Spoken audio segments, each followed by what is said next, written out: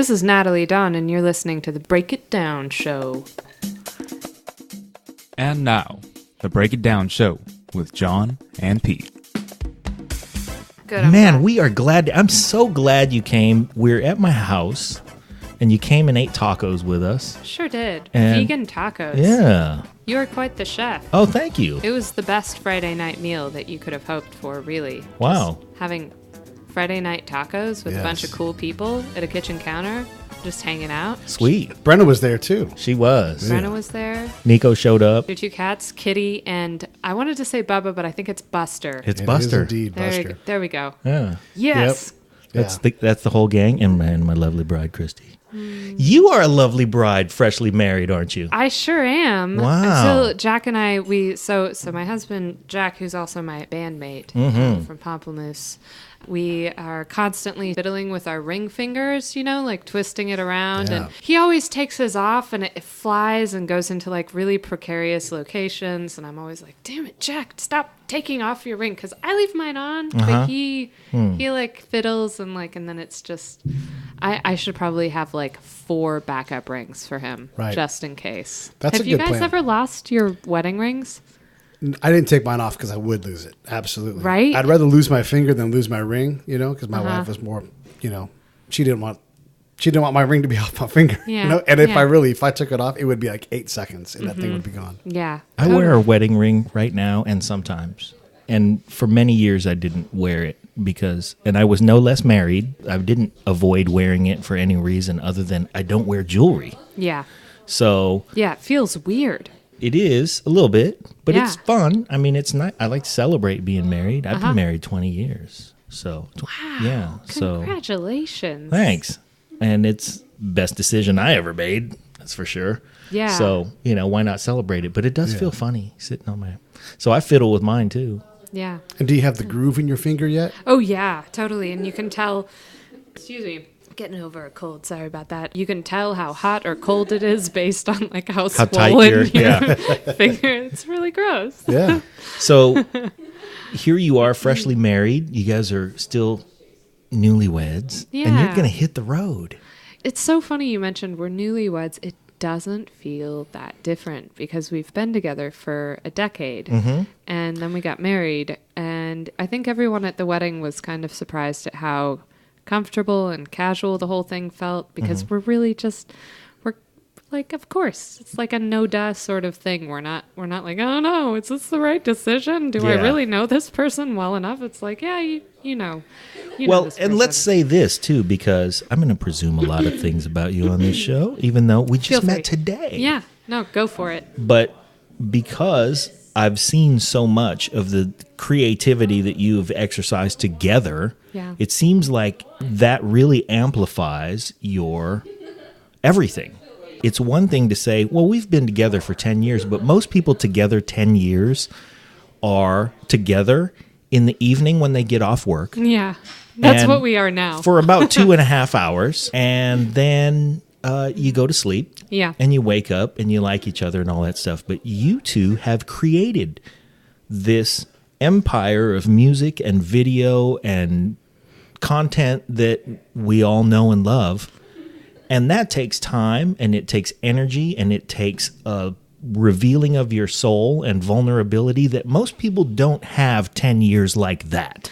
Yeah, it's intense. It's a lot of us together in a very small room making loud noises.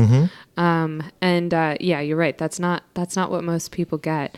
For the bulk of our relationship, it was just us in a home studio, and Jack would produce the songs and I would edit the videos, and we would just make music together all week, or at least that's what my brain is telling me we did. I'm probably really just making it seem like it was far more like wonderful and I don't know. I mean, we were getting to know each other. We weren't that great at communicating. The thing is, like, now I feel like we're so much more prepared to be in,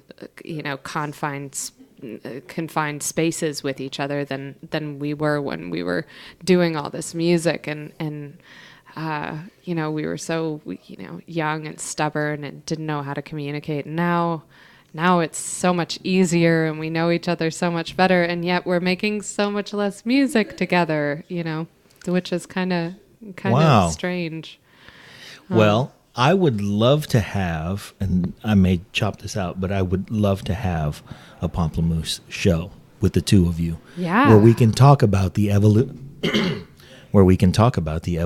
of the band and your creative processes together. Yeah. And that kind of stuff. Today, we really want to talk about you and Me. your solo album and your West Coast tour that you're doing with Lauren O'Connell. Yeah. By the way, everybody should get tickets at natalydawnmusic.com/shows. You're going to be, if I can just run through the schedule, and we'll post this on the show as well. But Oh, great. you've got November 10th coming up. Now, first, you played in Colorado already, so that was your first date. The dates coming up, you have Hotel Cafe in Los Angeles. Hotel Cafe, by the way, is November 10th, so get your tickets for that and get them fast. Yep. November 15th at the Chapel in San Francisco, the 18th at the Old Church in Portland, and the 19th at Barboza in Seattle. That's right. That's our West Coast tour. That's quick, it's fast, it's punchy. Yeah. So that's one of the things that I think it's a little strange about how I make music and about how Pomplamoose makes music is that we're not touring bands. Most bands who are able to make a living by making music full time, they do it by going on tour. Right. And we don't. That's just not how our business, our music business has ever worked. We've just always made music videos. There is a semi-famous blog post, by the way, that Jack wrote Yeah. a few years ago about the tour that you guys lost money on. Yes. And, so you're right. Most bands are out there churning and they're doing their thing. And they have to be on the road to make money. Right. Absolutely. Chance the Rapper. Nico's a big fan of Chance the Rapper. He just gives everything away. Yeah. He releases an album and says, "Here, world, duplicate the hell out of it. Yeah. Share it, everybody." Yeah. And he does everything from the live show. Yeah. In terms of making a living. You have flipped that model on its side. Kind of, yeah. I mean, it's really nice for people who are kind of homebodies. And for me, it comes down to a couple things. One is that I've tried touring, and I don't enjoy the lifestyle of touring that much. I love playing shows. I love being around fans and live audiences. That's really fun. But being on the road all the time, I mean, anyone who's lived out of a suitcase knows that it's not easy. It sucks. That you're away from your loved ones for extended periods of time. You're eating terribly. You're not exercising. Right. You're usually sitting in a van for 9 to 12 hours a day. Yeah. It's just really uncomfortable and not so that's one side of it, is that the whole touring lifestyle is not super appealing to me.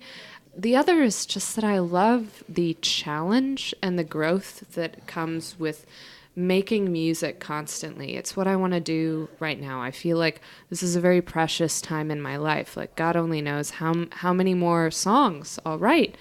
I should be writing as many songs as I possibly can right now. And maybe later in my life, when I've written a lot of songs and I'm not having the best ideas anymore, maybe that's a good time to keep playing those songs over and over again. But for now, Wow. I really want to be writing. I want to be making things. I want to be reaching as big of an audience as possible. And what better way to reach more people than online? Yeah. I mean, You live in the age of, hey, we can reach people. yeah. This is incredible foresight, I have to say, because you're right. You will reach a point in a successful career, let us hope, where everybody says, "Oh, I love that song. It reminds me of my," and then you have to play all your greatest hits, and you'll be Paul Simon. Yeah. He could come out with a new album, and I bet it would be brilliant. Yeah, he But you know just what? did, actually. Okay. He just See? came out with the new Point album. made. Haven't Yeah. listened to it. No. I hope to get around to it. Yeah. But you know what? Yeah. Me and Julio down by the schoolyard, Right? baby. Yeah. Exactly. Yep. Songwriting is one of those things where, as you get older, like anything else, it's a craft. You get much, much better at it. Your words are more powerful. All the things. You learn brevity. You learn brevity. But the best songs most everybody writes is, when they're 16 to 26 years old or whatever it is. I mean, all the best Stones songs were written a long time ago. You know, they still wrote good songs later. Yeah, on the Delta by Old Black Guy. Well, yeah, that's the other thing. Yeah, so Old Black Guy wrote their best songs. But it is a funny dynamic where as you do get better, there's no way that Paul Simon's not better, a million times better than he was when he was young. And he was always brilliant. But Right. yeah, once you've built that set list, AC/DC doesn't need to come out with any more songs. No, they really They've don't. got the perfect set list. There's no reason to change a thing. But artists always want to be creating. Right. Like, it breaks my heart when I was recently on a flight, and I was sitting next to someone who loved music, and we started talking about music together, and he was talking about, you know, he said, who are your favorite artists? And I said, well, I mean, I think one of the best is Paul McCartney. And he's like, well, do you like the Beatles or do you like some of his other stuff? And I'm like, honestly, I like so much of Paul McCartney. I think he's done great stuff on his own and with the Beatles. Yeah, and, what's not great about any point in Paul McCartney's career?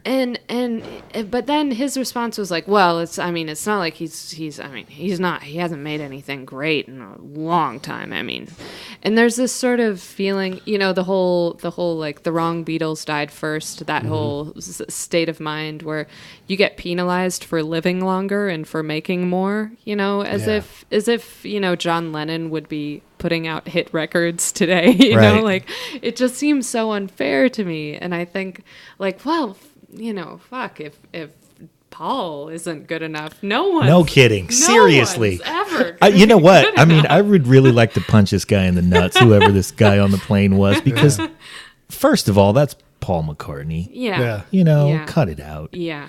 He's a treasure that we were allowed to enjoy in our lifetime. And somebody's going to be like, oh, well, he hasn't. I heard a podcast with, and I don't remember his name now, but he's the guitar player on the Paul McCartney tour that just finished. Mm-hmm. And he, as a solo artist, was the opening act on the tour. Oh, wow. That's a good gig. That's a sweet gig. Yes. I'd was like doubling it, up. Paul, if you're listening right now, I'd be down to do that. I don't tour much, but I mean, if you're listening and you want me to, I'd totally do that. Would be, Make an exception. Yeah. But he was saying, yeah, man, I'm paraphrasing, but he was saying something along the lines of, so I go out and I really give it 110% and I do my act and I love it. And then I go back out with Paul and I look at him and I watch him do his thing. Yeah. And I'm telling you guys, Paul McCartney has never, ever been better. Right. Yeah. You know, they don't tune down. No. You know, usually the old tricks like, oh man, I'm not as spry as I used to be. How about, you know what? Let's make that in D sharp. We're gonna hold me closer, tiny dancer. we're gonna bring it down there. Right. Yeah. Yeah. That's true. You look at, and there's something that the rock stars have figured out, the ones that have made it through the process. You know, Sammy Hagar is not holding anything back. Right. He's 70 years old or 68 years old. You know, he runs around like a madman on stage. If you've ever seen The Boss live, goodness gracious, that guy is fit. Yeah. And he's not holding anything back. Yeah, that voice is holding up. Those guys have finally, you know, they've had the partying thing, and they're like, now I'm this performance person. Robert Plant, same right? thing. Yeah, exactly. Oh. Yes. Yeah. But of course, if you show up to an after party after the Grammys, you get to say the words, "How much more VIP do you have to be?" Yeah, you know? Because right. you're right. When Paul McCartney asks you for something or once shows up at your party, you just say, "Come on in," if you know what you're doing. Right. Know? Oh yeah. If you know what you're doing. If you know what you're doing. Yep. So, Mr. Airplane Passenger. Yeah. If you make your way to the Break It Down show, we will punch you in the nuts. I think is what we're trying to say. And rub you on the back, though, because we still like you. Yeah. Anyway, so let's talk about the process that you've gone through. You guys have tons of great videos and a great song, and you recorded a live Pomplamoose album. Mm-hmm. Your solo album, though, and by the way, that solo album comes out on the 29th. Sure does. So it drops on iTunes on the 29th. You can get it early, along with the Pomplamoose live album by becoming a patron at patreon.com/Nataly Dawn. And that's Natalie with a Y. But that's a lot all at once. What about your creative process for the solo album? I mean, how much is Jack involved in the solo album? Because you guys get to do whatever you want. You get to Yeah. be creative together. You can say, well, this is going to be my solo album. I'm going to tell you what to do. Did it work like that? The thing is, for my first solo album that I did, which was How I Knew Her, Jack came on and produced that record. And it was so great having him on. And he really understood what I was going for, and he executed it in a way that I never could have. And then for this solo record, I wanted to do everything myself.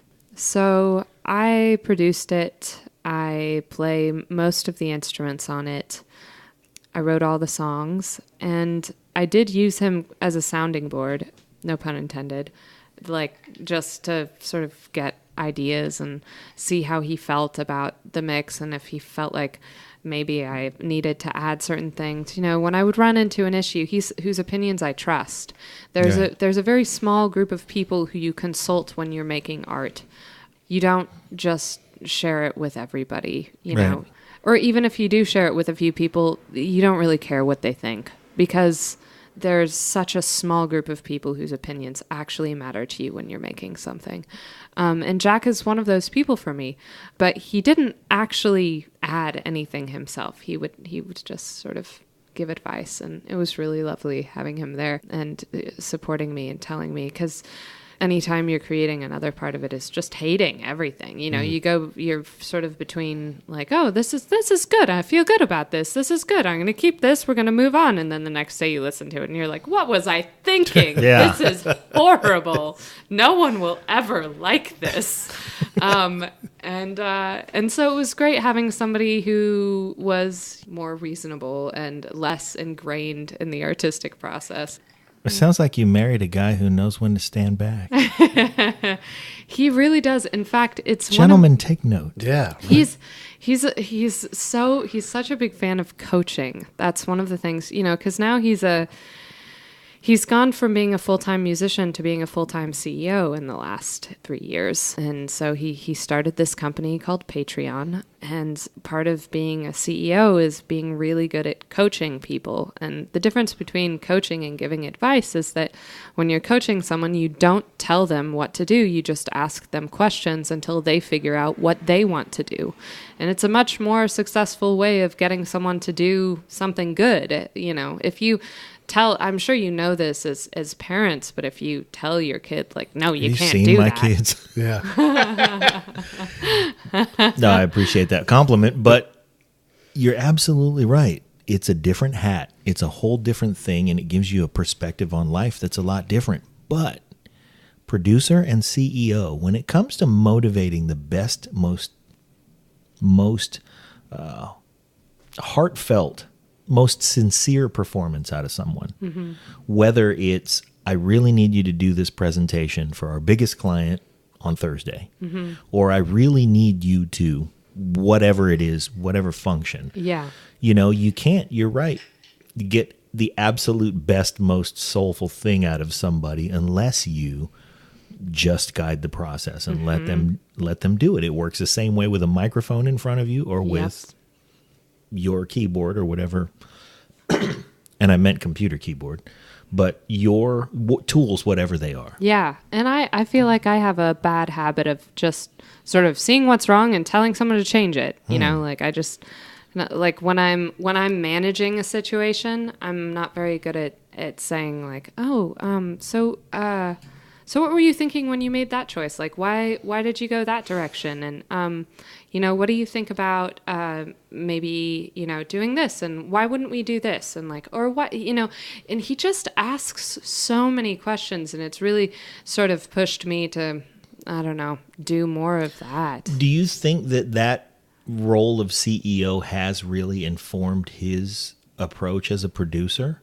I think it's changed everything about him, honestly, like in a good way. Like, I think he's, not that he needed to be changed or anything like that, but I just think there's just so much more interrogation, so much more thoughtful interrogation, less assumption of, you know, most of us don't question our choices frequently enough.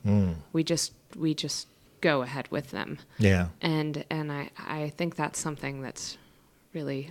It sounds like it's really affected you. Yeah. Yeah. Yeah, I think his being, I mean, Jack has always been amazing, and at the same time, I feel like him being a CEO now has really, it's helped our relationship. It's helped. There are words that have never been spoken on a podcast or anywhere. Really? Now that my husband is CEO, I think it has helped our relationship. No, I think it has. I think it's. No one has ever said that. Really? I guarantee you. Oh, but it's so. I don't know. That makes it sound like our relationship like needed to be helped or something like that. But what it makes it sound like is that you've had the type of relationship where you can be that introspective, Right. because you guys have forced yourselves together to create, and you spent 10 years creating together. Yeah. Because most couples spend, I don't know what the average is, but let's say it's 3 years together. Don't create anything. You know, once Larry is home from work, he works on his Camaro and I leave him alone out there. Or once, you know, Betty comes home from work, she likes to bake pies for the neighborhood. And I love that she does that. And I give her her space. Yep. Nobody really spends that intense amount of time for that length of time with their spouse before they become their spouse. So now you have the ability to look at it together and really analyze it from a perspective that not a lot of people have. It is. I will say, like the transition from full time together making music to me focusing on my solo career and him being a CEO of a company. That 3-year transition was tough because it just flipped everything on its head. Here we go. But now, You think you've made it out of the woods that way? And yeah. you kind of have found your voice and he's finding his voice, and you can look at it together now and go, okay. Yeah, and I would still go back to making music with Pomplamoose in a heartbeat. Like as soon as he wants to spend a few months working on music, I will be there and I will do it because it's one of my favorite things to do in the world. I love making music with him. And at the same time, I feel like we're both in a really good place, and it's just It sounds like you wonderful. guys have gone through an evolution, and to get to an evolution, you have to have a revolution. So you drop the R at some point, and then you've evolved. And Yes. he's taken his natural. Look, you produced your album yourself, but there's no doubt you can't produce an album without his producing also, like him staying out of your way or being a sounding board. You really do, in effect, co-produce something because you guys can't help but do that. You know, you've bonded over your, like what John was saying, how you guys have created all these things. That's part of your bonding, your cement, your mortar. You know, that's what you guys are. And now that you have this spot where you've evolved to this point, it's cool that you can reflect back. And it does look like good things in the past. Like, oh, we made songs and it was the best. And we hung out, you know. Yeah. And you can remember the positive stuff that came out. Of Yeah. course, everybody can see the positive stuff that came out. Go to YouTube, for crying out loud. Check out some of the Yes. Pomplamoose videos. Become a patron on Patreon. So go to patreon.com/Pomplamoose or /Nataly Dawn. Yeah. Nataly. DAWN. DAWN. It's strange that it's with a Y. It really is. Yeah. Why the Y? I don't know. It makes I it do easier, know. easier but for your social media. That's It all. does. There's fewer of you. It does. Yeah. Yeah. You can show up late to Weibo or whatever site and you're like, nice, my name's there. I'm good. Or whatever site. Yeah, no, it's true. I have Nataly Dawn for every site except my actual NatalyDawnMusic.com. I changed my name to acquire a URL. That is the most vapid thing that you can do. Wow. And then I forgot to renew it. So now I have NatalyDawnMusic.com. Come on. But I changed my name to a Y. Yeah. Years So ago. you could get Nataly 10 Dawn. years ago so that I could get Nataly Dawn. And then forgot also, to renew it. Nataly Dawn with an IE was maybe kind of a porn site. But so Okay. maybe it was also worth it for that reason. Yeah. Yeah. Wow. So, oh well. I recently, I own johnlg.com, and I recently forgot to renew it as well, but went back just in time. Like, ooh, I forgot to renew it. It expired on Tuesday, and it's now Friday.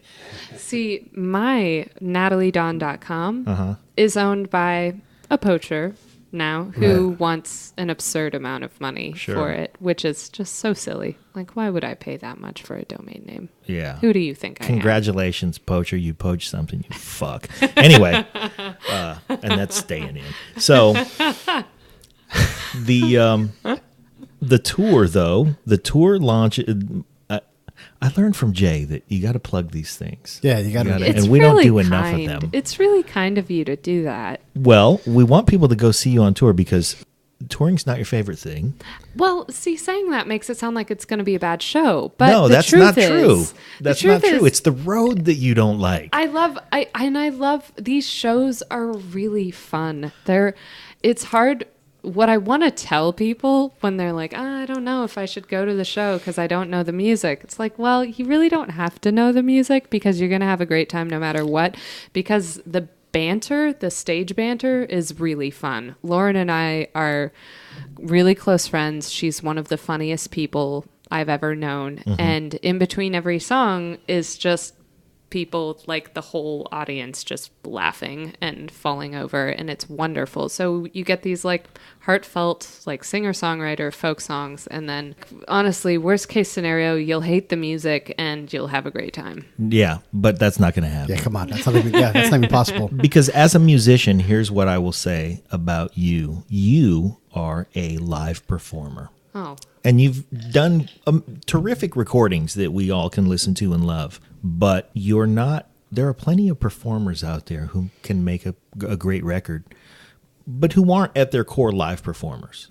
The difference being that your execution on your instrument, and your execution, by the way, on several instruments, Right. is such that as the song goes on, and you guys can go listen to stuff and you will hear it. As the song goes on, the phrasing changes subtly from the beginning of the song to the end.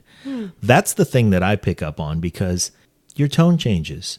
The part of the conversation that you're making at the beginning of the song is different than at the end of the song. And these are the organic things that happen in a live performance that will make you absolutely love it, especially in the intimate settings in the places that you're playing. yeah. I mean, I hope so. I'm a big fan of songs that can stand alone with minimal production.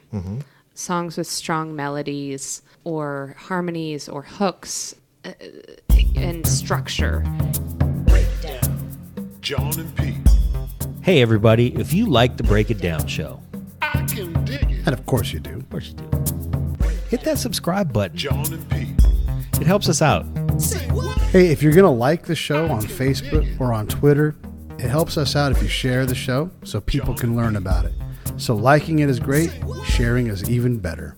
Let's do some spy stuff. Yeah, just Let's sneak get in all there. our friends' phones and have them subscribe to the Break It Down show. Do it. Subscribe. Listen to the show. If you love the show, tell 5 of your friends. Or if you hate the show, tell 5 of your friends. I don't know. I feel like when we're playing live shows, we pick songs that we know can stand alone. And when you're in the studio, you don't really have to do that. In the studio, you can add so many embellishments. You can really just fill it out and let it be about the production. But when you're playing a live show, you pick the songs that can stand on their own 2 feet without much else. Right. And it's a wonderful test, honestly, to put together a live show when you're so used to being in a studio and having all of these instruments at your disposal to just say, well, all we're going to do on this song is I'm going to play guitar and you're going to play banjo, and then we're both going to sing, and we'll see what happens. This is a great artistic step, too, because any song that's good can withstand that. You know, one of the things, and I'm a big fan of you too, and I seem to bring them up once a show, but one of the things they do when they write songs. Pete's an unapologetic big U2 fan. We should all be unapologetic about that. But yeah, their process is incredible. So, you know, they take a song and they write it, and they know what a good song is, but the great song is what they want. And so someone that they trust will come in and say, that's great, we'll do it with a dobro guitar and a tambourine. And then if it's still good, You know, they might keep that as a fun, zany version of it, but that's how they break the song down to find the real core. And Yeah, it's just really good. Yeah, if it's Yeah. really good, it can withstand Strip it this. down and let's find out. Yeah. I think- Is the song good naked? I think that's honestly that's how Jack and I write all of our songs together Yeah. as well. You know, it'll be him on the piano and me on bass, and we just start trying things out and singing things, and then we get the whole structure of the song nailed down before we start adding anything else to it. I don't know. Well, there's two things I want to say, and then we'll get back to this because I'm kind of diverting a little bit. First is that our longtime listeners will know how I feel about chicks who play the bass. That's true. That is true. That If is a not, very listen to special a third voice of the for a episodes. woman to take on, and I think it gives perspective that is, to me, strong and respectable. It's a part of the music that, in order to understand it, you have to. I don't know what I'm trying to say. I think, it's just a different You're voice. just saying it's badass. Yeah, it is It's, like, badass. really That's really what badass I'm saying, when is that you it's play the badass. bass. Yeah. Chicks who play the bass are badass. Yeah, I feel that. I honestly, I gotta say that's something that factored into my choice when I was graduating from high school and asked my parents if they would buy me a bass, and they did. And they said, a what? She wants a bass. I think she meant a bass, honey. I'm going to buy her some salmon and see if that works. You mean a guitar? Do you want more strings? It's a gateway fish. That's great bass. Well, here's the second thing I wanted to say, though, because this is reinforcing my point about your ability as a live performer to engage somebody and throughout a song tell a story that has not just 3 choruses, but a beginning and a substantive middle that leads us into an end. And the simplest place to take a look and see the subtlety in that is my favorite Pomplamoose song is If You Think You Want Some Lovin'. And if you just go through the song and listen to you say the words, that's fine. You say it differently in every single chorus. And it takes us through the song. And the last time you say it, it's a little more like we're used to it. And you know that it's coming and you're going to say it. And so you say it in a way where it's a little cavalier and it's just different. And you take us through that journey. And for somebody to really, really get into your soul playing live, they have to have that ability where it's different. I'm not going to sing this chorus the same way 3 times. Yeah, that's so boring. Why would you do that? Why would you do it? Yeah. Not only that, but I think that a lot of people won't pick up on it, but they will feel it. They're not going to understand that you do it. I don't even know that you do it on purpose. But you do have, this is the beginning of the song, and now I've got you, and we're on this journey together, and then pow. Yeah. There you go. How do you Yep. like that? And for that, everybody, you should go check Nataly out in Los Angeles on November 10th at the Hotel Cafe. Or November 15th at the Chapel in San Francisco, November 18th at the Old Church in Portland, and November 19th at Barboza in Seattle. Yep. One of the things we do here in the Break It Down shows, we like to spread the love, and we also like to encourage people to see and consume live music. So here's an opportunity, and I'm speaking to you dudes out there. Take your lady out. Man, Go see a seriously. show. You cannot. You cannot screw this up. You can't, like, you know that time when you bought your wife lawn chairs because she said she wanted lawn chairs, and you go, "Hey, it's your birthday, lawn chairs," and she's Yeah. like, "You motherfucker." You dumbass. Yeah. Right. You weren't supposed to buy them for me for my birthday. Yeah. Exactly. Like, you're supposed to buy them for us. So you cannot screw this up. I promise. Go see Nataly Dawn live. It's going to be awesome. Gosh. You No, but it's the guys. truth, really. I mean, once a month, spend some money, take your woman out. The TV is always going to be there. It's but not a lot of money, just for the record. You don't have to break the bank on this. It's not, you're not going to see like Seinfeld. She'd probably be happier if you were going to see Seinfeld, but I mean, No, come on. I'm still okay. It's okay. It's not like the worst choice. No, what you'll have is an evening of good music, an Yes. evening of good time, an evening of... The other thing that I love about you guys and that I love about you is that in your performance, there is humor. and it's genuine, and it's not just, hey, we need a laugh right here, but it's quirky and it's fun. Ah. And you have songs that allow you to look at your life and go, you know what? It's pretty cool. Yeah. You know? I frequently have to remind myself of that. Even as I was driving up here and I was stuck in traffic, and it's so easy to just get grumpy. And then I just sort of checked myself and was like, all right, it's Friday, first of all. Yeah. The next 2 days are going to be awesome. Plus, you're going to go talk with these really cool people. They look like Plus, And we're you're eating tacos. you're a full-time musician. Yeah. Who gets to do that? How bad is that? So just shut up, and the traffic is fine, and yeah. Yeah, you Life made it is- work. Life is pretty fun. Hey, there's Monica. Monica, come here. This is Monica. She plays the drums too. Hi, Monica. This is Natalie. Hi. Nice to meet you. Ah, nice to meet you too. Hi, I'm good. I'm good. I wanted to capture that. Nico's going to show you Natalie's music on YouTube. You're going to love it. Definitely. Yeah. Do you Okay, I'll do the interviewing from here. I sing. And I play instruments. Why am I so bad at answering that question? What do you do? Music, You know why? Because guitar. yeah.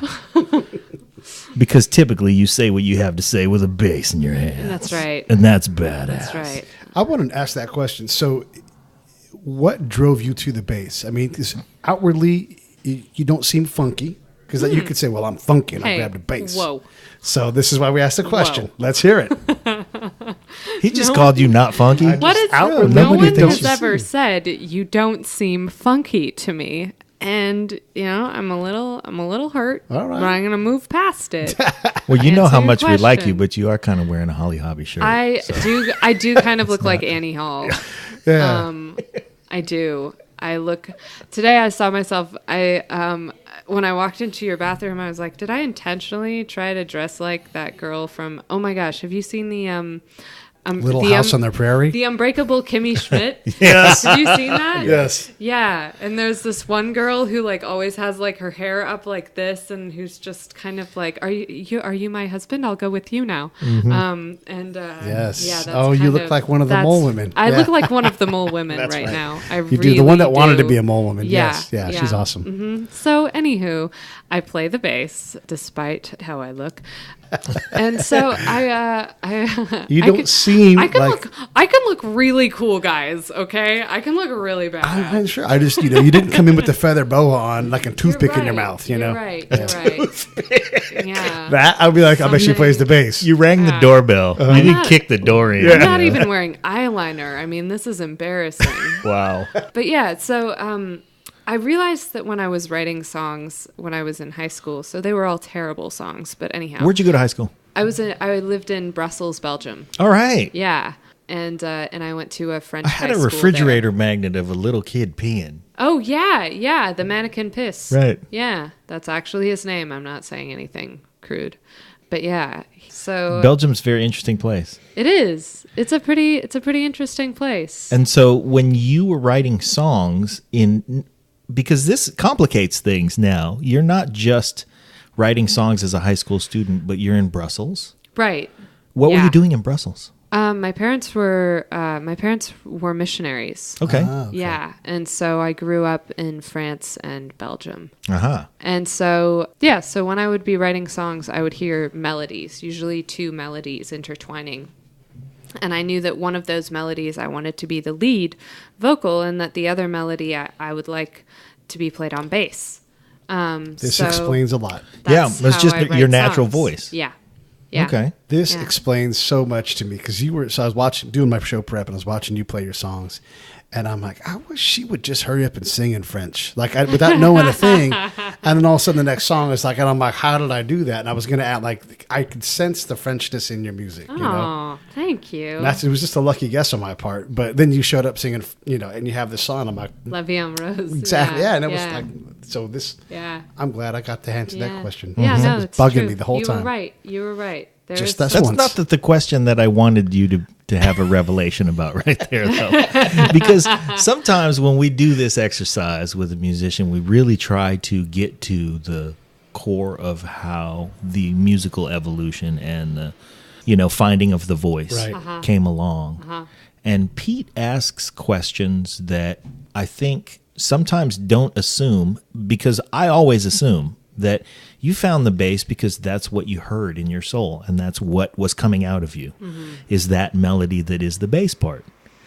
And so I feel like I'm vindicated. Like, oh, well, of course, that's so you just expressed what I had always thought and never put words around. And because Pete's always trying to put words around it. Like, how is that for you? Where did you find that? Where is it? And I'm just like, is that something to answer? Because I'm not sure. But the answer is because that's what was coming out of you. Yeah. You could sing the melody that was the Yeah. vocal part, and the other thing that was coming out of you was the bass part. Yeah, and it was more important to me than harmonies. Like having two strong melodic lines was more important to me in the songwriting process. That's funny to hear because you guys have so much harmony. Yeah, and a lot of that is because of Jack. I mean, That's Jack- what he hears. Jack creates really cool harmonies, and I make really oddly funky bass lines. Funky bass lines, and he Despite comes me. through with Yeah. really odd and captivating chord decisions. Yes. Yeah. And then I have so it's hard to I'm sort of distinguishing between harmonies the harmonies that he chooses on the piano. That's different than harmonies that someone will sing. Like vocal harmonies come really easily to me because I was raised in church and I was always surrounded by hymns, and so I pick out vocal harmonies really easily. But Jack constructs really cool harmonies on the piano, and that's I think that's where our collaboration becomes cool and unique. Yeah.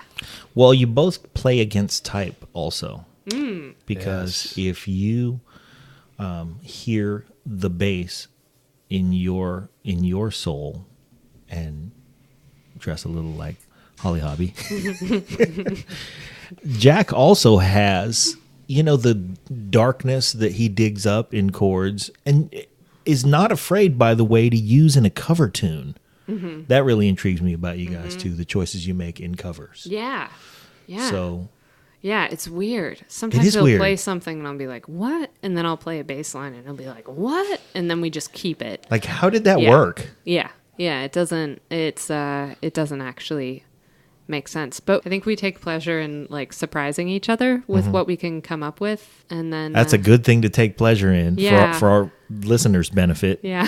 Speaking for your listeners, thank you for finding that oddity in your relationship. Yeah. It's another thing that really speaks to that 10 years that you guys grew together. How did you meet? I was opening for his band. Oh, boy. Yeah. It was college. We were playing at the local coffee house, Where's this? Stanford. Okay. And it was his senior year, my freshman year. And I opened for his band, and it was one of those weird, like, electric, love at first sight sort of moments. Wow. Yeah, you guys almost don't have a choice with the way you Yeah. make music and everything. You fell in love in several different ways, I can imagine, where Yeah. it just hits you. I can get And then that. we also broke up in several different ways after that. That's but all part like of the at process. least there was like the beginning, the initial moment that was the whole, lightning struck, and then after that, The burnt embers fell to earth. Yeah, exactly. What were you both studying And at then we Stanford? were revived from the ashes. Yes, the Right, Phoenix. the Phoenix Yeah. rose. Pomplamoose. Yeah, exactly. By the way, you guys are the second moose-based band on our show. Oh, just so you really? know. Yes. Who else? Who else? Bull Moose. Oh, Bull Moose is a great band. Brenna actually, she produced that show. Was a friends of hers from high school that Oh, have this wow. up and coming band. They're like you guys, but years before when they're just kind of figuring it out. And the girl who runs the show there is spoken to by the bass also. wow. Yep. So we seem to have a theme. Yeah. Yeah. What did you guys study at Stanford before you guys figured out that you were going to be doing what you do now? So Jack studied music, science, and technology. That was the program that he was in. And I did a major in art, and I mastered in French literature. French literature. Sure did. Wow. Yeah. That is something else. Tell us something we don't know about French literature. Never mind. No.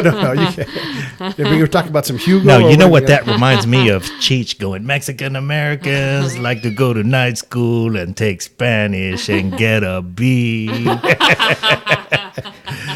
Yes. She grew up in France and took French literature. Yeah. It's an easy master's at just Stanford. It was. It's an easy master at Stanford. It is. I found a loophole. You and did it. They let me do it. So How often do you use your master's degree in your work? Oh, so frequently. It's like so they frequently. actually got you. They're like, yeah, you could have this degree. Yeah. Just keep In fact, paying. today you asked me a fact about French literature, and my mind just went blank. I was just like, nope, you don't know any of that. Next on Jeopardy, French literature.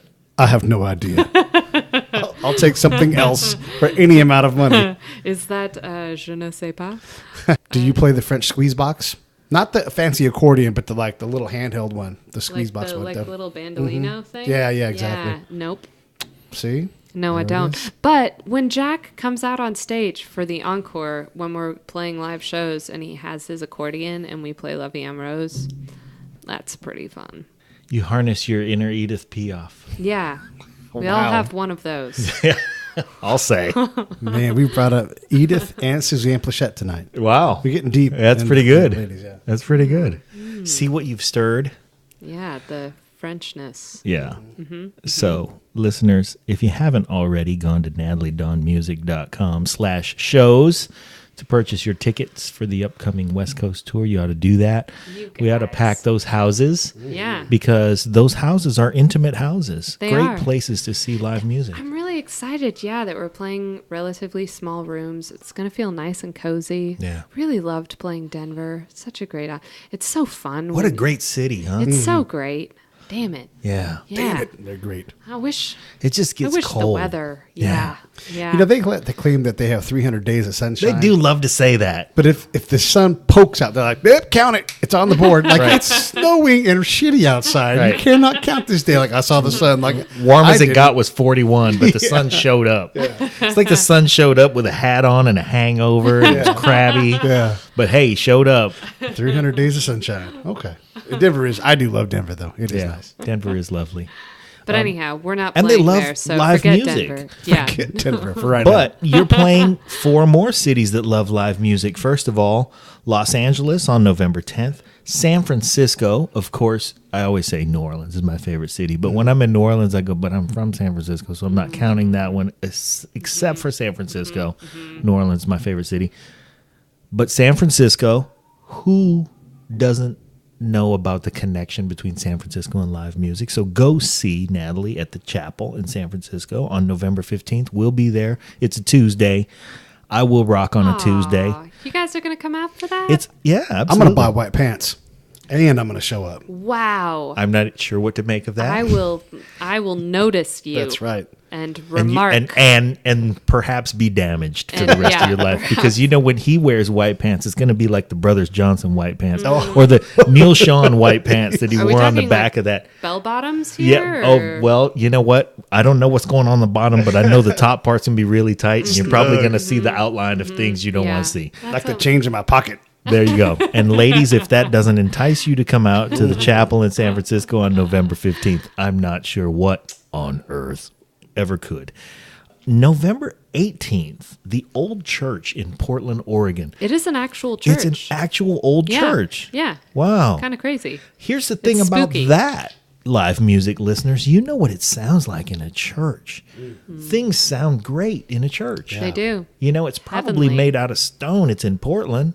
Yeah, I think it's probably haunted. Mm-hmm. Might be haunted, but like in a good way. The spirits will definitely enhance the music. Right. Haunted Yeah. by saints. Casper's playing bass. Yeah. Backup, like a one Yeah. octave. You know, higher or I something. tried to watch that movie recently. Did I you? did try to watch Casper the Friendly Ghost last week. Yeah. How did we I had a cold. bring you know? up that reference and then you had something for it? Yeah. I don't Wow. know, but it's a That's a deep terrible dig right movie. there. It's a really It's bad. It's terrible. really hard to watch that It's movie. I terrible. got through about like 10 minutes of it. and Who's was in like, Casper? I'm not sick enough to watch. I don't even remember. the young girl. Oh gosh, I can't. Oh, remember yeah, her right, name. right. Yeah, she's It's not Christina Ricci, but it's like we can't get. No, it Christi- is. Is it? It is Christina It Ricci. is. Yeah. There you Yeah, go. You're you welcome. win. I win. You win another glass of wine. Perfect. So the thing about her being in that movie, though, is you would think, and for most people, I'm sure, when that movie wrapped, they were like, well, that's it. That's the Yeah. last fucking thing I'm ever going to do. I guess I ought to call it right here, huh? And But she I remember, moved on. Yeah, she moved on, and the kids love it. It doesn't matter. Yeah. The kids love that shit. They Yeah. really do. I loved it. I thought it was great when I was a kid. Did you? Huh. Okay. Yeah. Well, that's good. Hey, dude, I was pretty young when it came out. Yeah, that don't, movie's old. Don't judge. No, I'm not being don't- judgy. Hey, no. I'm just saying. Okay. Did you really? All right. Yeah, that's why I wanted to revisit it. You know how when you maybe you're not like this. Everybody has go-to things that they watch when they have a cold, when you're under the weather, you want Right. to watch. For me, I want to watch movies that I liked when I was a kid. Sure. But But basically that like, one didn't have the legs you thought it would have. No. No. What movie had the legs that you wanted it to have? Oh gosh, any like Pixar or Disney movie is Sure. Oh, like yeah. a Yeah, those are win. strong. Yeah. Those are strong. Yeah, exactly. Babe, it's really good. Oh, Babe. Yeah. Not That's the a- Babe, but Babe the pig Just movie. Babe, Right. the pig movie. When you have a cold, you should watch Babe. It'll make you feel so good. Huh. Okay. I took a date to see Casper. Wow. I did. Wow. I did. Did that date end well? A date's always in well. Okay. Yeah. But the thing was, I was in the Army at the time, so that was the movie they were showing. Right. So I was like, if you're going to see a movie, you're going to see Casper. But that's why I remember like it came out like in 1995 or something like that. But that movie's 20 years old, so Yeah. it was shitty back then though. When I saw it as an adult, I'm like, this movie's terrible. Yeah. Yeah. Mm-hmm. But Yeah. it's popcorn's free, so who cares? Okay. Yeah. Plus, the date ended well. Yeah, date's always in well. Yeah. So Right. there's, yep. Yeah. So movies that you like to watch when you are She supported sick. the troops. Sorry. Please Pixar. carry Okay. on. What do you got, John? What do you watch when you're not Oh, feeling man. come on. I don't. I'm very fortunate in that I don't get sick very often. So I don't have a whole lot of, I don't have a go-to repertoire. But what I typically like when I'm sick are action movies. Yeah. I'll watch stuff. something with some action because I'll be sitting there incapacitated. And I'll be like, when I get up out of this couch, I'm going to do those things. But like, are you talking like classic action movies that you've already seen, or do you like to venture into new territory? Because I almost never venture into new territory when I'm sick. I just want to see something I've already seen. You know that what I know find is good. funny is that when you're in that mode, a lot of times I'll just turn on the TV, I'll be flipping through, and I'll run into Enter the Dragon. Yeah. You know, Mm-hmm. I'll run into Enter the Dragon and I'll just be like, oh yeah, and I'll be riveted. Yeah. And then they'll cut to commercial and it'll be commercial for some household item, you know, Yeah. a mop or something. Yeah, Swiffer. And I'll watch that and then, okay, back to the movie. I could just throw the DVD in Right. and watch the movie. Right. But I never do that. I will, however, watch it on TBS Right. with the commercials. And no swear words. Yeah. What's with that? Is it just because it's instant? It's just available to you. You don't have to do anything Yes. for it. Yes. It's just like Couch potato. pure laziness. Pure laziness. This is- You're absolutely This was right. given to me, and I will take it. Oh, the shame. The shame. How did we veer so far away? Casper. I know. Oh, yeah, Casper. Yeah, that was my fault. This all right. whole Did you see thing. the new Ghostbusters movie? I did. Yes, Was it any good? I enjoyed it. Oh, okay. Oh yeah. There was nothing wrong with that movie. It's just not the first one. Right. If it had been the first one, it would have been fine. Yeah. You know, and I was a kid when I saw that movie, so you know it has a special place. But a lot of the redos or the callback movies, they do so much calling back. Like like there's 20 minutes of the movie dedicated just to that, and it's important. But I saw the new Vacation, how was that? and I didn't think that it did too much calling back. I think they did just enough. Uh-huh. They respected the old movie, but they moved on, which I think is a great idea. Things have changed. I felt like Ghostbusters had some really interesting. I thought it had really unexpected jokes that where I would just be caught off guard and just burst out laughing. And Okay. I really wasn't. I really like that when the comedy is that fresh. And I also felt like it's going to be all about them being women, and it wasn't, you know. It was about them being Ghostbusters. Yeah, exactly. And these like feminist jokes that were there were really smart and really like, I don't know. You liked it. I think you should go see it if All you right. have. I'm gonna stand by that. All right. I'm gonna stand by that. An endorsement. I don't even know what the reviews See say that? about it. It is not a bad movie. It's See? all right. Thank you. Let's was funny. compare the redo of a movie Okay. to recording a cover of a song that you Ooh. like. Somebody's thinking. Yeah. What would you want to cover? What are you dying to like be able to do?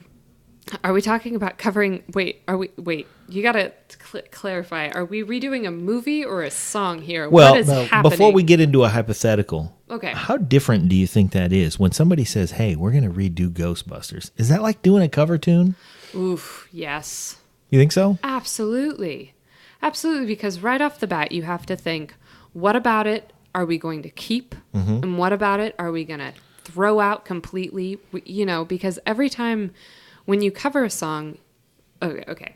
When I cover a song, I'll usually choose one element and then just gut the rest of it and redo the rest of it. And I won't keep the same harmonies. I won't keep the same, bass line. I'll just redo the whole thing. Yeah, the rhythms will be different. But the core of it, you figure out what the core of it is, and then you keep that because it still has to resemble the original song in some way, or else it's not a cover. Right. So I think that I would imagine that would be the super tricky part of redoing a movie, especially a beloved, a classic movie that everyone already just worships. I guess you don't really redo shitty movies. No, they No, try you to. do. Yeah, they do. You do. Like Yeah. what? Can we? Yeah, let's think about some shitty What movies. shitty that have movie been- got covered? that have been redone. There's a lot of movies that they've redone that weren't worth doing again. Like where they try it again, and right now I can't think of a single one. Yeah, I'm trying to. That's like, oh, there's all kinds of hot girls in my anatomy class, man. Like I who? would know their names. I would know their names. Yeah. Like who? Like who? Well, man. so I'll think of one. Okay. But I don't have one right now. But yes, there's movies they've done like the shitty movie, and they're like, let's try again, and they've done it, and it was still shitty. I know it. I don't know how you can talk the bean counters into that. Like, hey, you know what? How about you give us $54 million and we'll redo Ishtar? Yeah. Nobody's going to We're be not like, talking oh, I colossal got flop, no. $54 million for Yeah. that. Yeah. But I mean, that was just the most obvious example. But what about something like The Nutty Professor? Mm-hmm. The original Nutty Professor, was it like a great movie? Was it a critically acclaimed movie? It would never. It can't be. It's not that kind of movie. Well, but it left a lasting impact. I Yeah, mean, it was played for years. Yeah. It was played for years. It had influence in a lot of movies that came after it. Uh-huh. And then, just like you described, I think when they redid it, they said, well, let's capture these elements and let's throw the rest of it out. Mm-hmm. Let's have the scene with the family. Let's give all of the characters in the family a little piece of something to do, and let's play on the date being everything was different about the two movies. Yeah. They refreshed it. It was current at the time. Mm-hmm. And so I think that's sort of mirrors your process. Because if you do a movie like that, I don't know a whole lot about redos of movies, though, because I can't think of much. Ocean's 11. That was made contemporary and still had the elements that were important about the first one. Yeah. I'm pretty sure that I can think of redos of movies that are redos of movies that were already worshipped, like like Ghostbusters, Right. like examples Yeah. like that. I was trying to think of movies that were not beloved when they came out and then got redone. Yeah, but I which can't think of is any of those. Really hard to think of. Yeah, I haven't been able to pull Yeah. one up, but I know there was one out. I mean, there. the most recent one is the Dirty Dozen.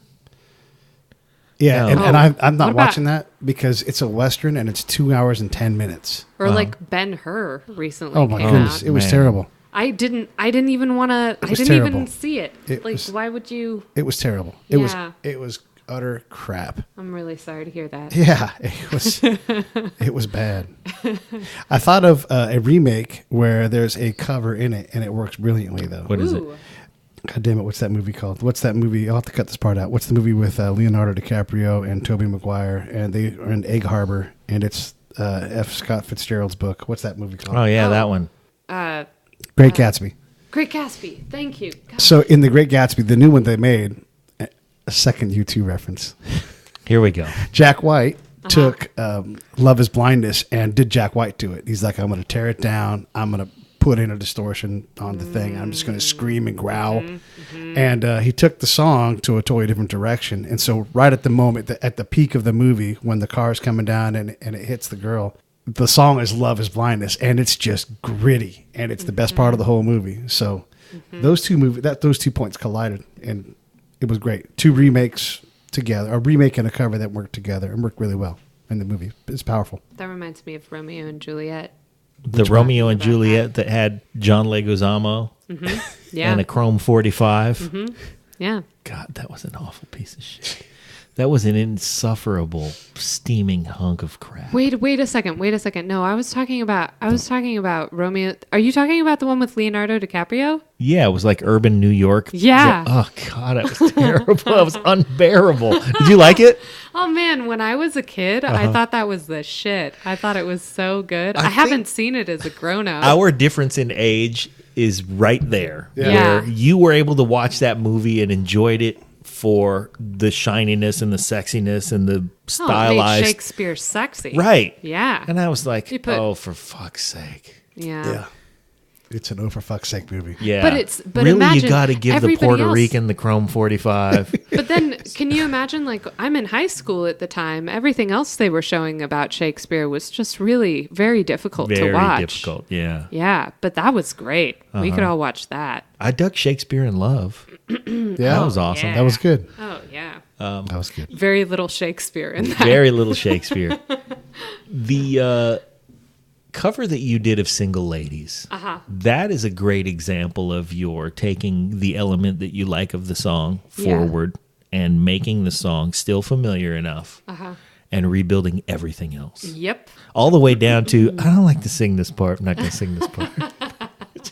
I feel so bad about that Yeah. because when we recorded that, I was just being such a smartass, and I was just like, these lyrics are really bad, and I didn't want to sing them, and so I sang about not singing the lyrics, and then And it fit.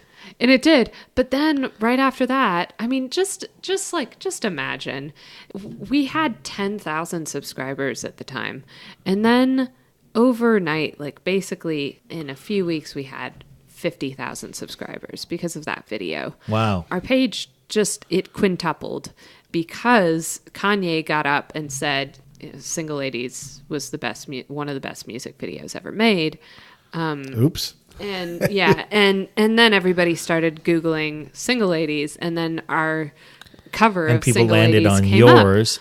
Yeah, and that was really what started our whole Trajectory. yeah, which was, I mean, we'd been making music for a while before that, but we got lucky. Just it was the first popular cover that we did, and it was Single Ladies, and it was at the right time. And You that just nailed it. Yeah, and that was kind of crazy. But then I always felt bad because I was like, well, what if Beyonce heard this, and I'm like, what if she wrote those lyrics, and I just shat all over them. It was just. Well, It's very possible I'm sure she that got all of over those it. things happen. Yeah, she's all right. I'm sure she does not remember anything about me. Yeah, well, maybe she does. And maybe she said, hey, you know what? She's going a different speed. She's doing her thing, and her thing isn't my thing. I don't know. So there it is. well, we talked earlier about the live from love Daryl's Beyonce. house. I know. Me Yeah, too. I love her. I And love one of the Beyonce. things I love about her, though, is that because Yeah. I can really very vividly imagine her going, hey, great. Yeah, Glad you did that. That was you doing you. yeah, and that's what I think that's how she lives. that's exactly it. And that's where I was going with the Daryl Hall thing. He's like, yeah, let's do one of my songs a different way. Let's sing it in a different, however you want to do it. Yeah. So yeah, hell Yep. yeah, she's all right with it. Sure. Okay, thanks. Thanks for absolving me from my Yeah, sins. no problem. By the way, Jay Moore has checked in, and he said he was happy that you were sitting here. Aw, good old Wanted Jay. to check in Good and old say hi. JJ. Yeah, JJ's checking in. We love him. Yeah, So he's great. yeah, he is. And if you guys haven't heard his episode of Barry Katz's podcast, Oh, my goodness. Industry Standard, So good. it is such a beautiful thing to sit and listen to. Yeah. I just, Jay cries in it, or gets right to the edge of crying. oh man, so did I. His voice was warbling and everything, and it was beautiful. Yeah. They have a very, very close relationship that has developed over time and developed over the time of both of their entire careers. Wow. And so to hear the two of them, they cut right to it too. They didn't waste any time with, hey, so tell me how, they just from the beginning of the show went, man, we've been together a long, long time. Oh. And it was really beautiful. So we have had you for over an hour, and I would love to do this for as long as anything. But there are two things that I would like to do. First is I want to make sure that you understand that we would love to have both of you on the show. We'd love to do a Pomplamoose show. That'd be great. Yeah. Yeah. That'd be great. And I mean, if Jack Maybe when doesn't they- like vegan tacos, We'll make some ribs. Yeah, we'll make ribs. We don't care. Really? Yeah. Oh, he'll do vegan. Yeah. He's not opposed to that at all. Well, we're You not did a opposed to ribs. It's okay to ask for ribs. Okay. All right. I can hook some Jack ribs up. definitely wants ribs. Okay. There we go. I copy. All right. Yeah. No, thank you guys so much for Yeah. having me out here and Yeah, this has been great. Yeah. Yeah. Yeah, wait, you said there were two things that you wanted to say? But the second is just to remind everybody of your West Coast tour with Lauren O'Connell. Right. And we didn't really talk about the comedic element of you touched on it. You said she's really, really funny. Oh, she's hysterical. That's the other part of live performance that's so important, is just to Yep. make everybody, to be the leader of everybody's good time. Yeah. I hate boring people. Mm-hmm. I don't want to do that. Yeah. No way. And funny is great. Mm-hmm. I'm a huge, you know how Pete is with U2, I am with Prince. And I loved Prince so much because he was not only a musical genius, but he was part Charlie Chaplin. Yeah. He was hilarious. He had timing, He was- comedic and musical. His timing was so good. And he made it work. I don't know how he made it work for someone who took himself so seriously. Yeah. But he did. He was funny as hell. Yeah. No, that's a good point, actually, because Lauren takes music very, very seriously. I say she takes music seriously. I take music seriously, too. I think she takes it more seriously. She definitely does. Really? But she also, is just funnier. Yeah. And she's great. That's very kind of you to say those things because you're hilarious as Yeah. well. Oh, stop it. I've said like maybe 2 funny things on this show. Okay. And you should just like It was- grab those it was things. really one. Really one Yeah, thing. just Thank you for being honest. So the one funny thing I said, if you could just repeat that throughout the show. Right. And then we'll just loop it. add Yeah. layer laughter on top The other of it. thing was a solid 5. Oh, great. Yeah. Cool. On like a scale of 40. Great. No. Oh, We don't do the 40 No, scale. come on, not anymore. But a solid 5 get a chuckle out of you. Yeah. No, we're talking about November 10th at the Hotel Cafe in Los Angeles. November 15th, that's a Tuesday, people. Come out on Tuesday. You know what? Stir up your week. This is what's wrong with people is they get so ingrained in their weekly rhythm. Stir up your week, people. Go Yeah. see live music on a Tuesday, God damn it. And I go never see play music on a Tuesday, so this is new for me too. It'll be new for all of us. Look at that. A fresh Yeah. experience for us all at the Chapel in San Francisco. And then on November 18th, the Old Church in Portland. Portland's a great music town, too. It really is, yeah. And then the following night, November 19th, Barboza in Seattle. Mm-hmm. So those And are then- great places to see you. Yeah. People Yeah. should go see you. That'd be great. That'd be really great. Also, if they need to sort of get a sense of what some of the music is like before that, my album comes out on October 29th. Yeah. And they can listen to it, and you can listen to it on Spotify and wherever iTunes else you can as listen well to- on the Yep. 29th. all over the place. Yeah. So I you even- can get it early, though, Yeah, if you decide to become a patron on Patreon. that's true. And you will get that, and the Pomplamoose album is a live album that you guys Yeah. recorded live in the Yeah. studio. Yeah. Nice. Yeah. Yeah. So Lots get of- those things, people. Lots of new Get stuff. those things. Do it. Yeah. So I have one thing. Yes. And normally we lay in our theme music on the way out of the show. Would you play us something to play you out on the Oh, show? great. All right. I gotta tune my guitar up real quick here. Sweet. I could even slide her closer too. This is a song that we only really play live. We're about to record it. I'm gonna record it with my friend Lauren O'Connell pretty soon here and release it early next year. But for now, it's just something that we play live. So, how are the levels? How do you think? I think you're okay. Great. All right, here we go. Professor, Professor, be my undresser as I'm lying awake in the dark. I'm feeling inspired and I won't get you fired. No, I'm just getting sick of playing the part. Professor, Professor, don't judge me the lesser, 'cause you think I don't know how it ends. If you think I'm frightened 'cause you're so damn enlightened, my dear, I only fear I must reprimand you. Think you're so wise, I'll admit you've got eyes, but you never see me. Let's take a chance.